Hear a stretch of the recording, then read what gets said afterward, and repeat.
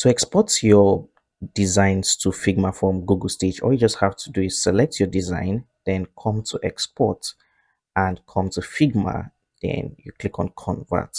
So then once it converts, you can click on copy. And when you copy, you can come back to your Figma file, then you click on paste.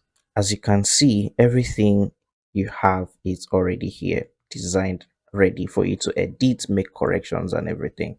But let's say, for example, now you want to copy everything because you might want to copy everything from the design guide to everything. So what you need to do is select this, you hold shift and select the remaining ones. Then you come down to export, then select Figma, then click on convert. Then once you have copied it, you come down here. So as you can see, it's pasted the remaining screen. So what I've noticed is it seems you cannot move this, right? But let's try again. If it can move, okay, so I notice we can't move this. It only works for MCP and probably as a zip file. So but without much of a problem, you can actually see the colors of your design, the buttons and everything.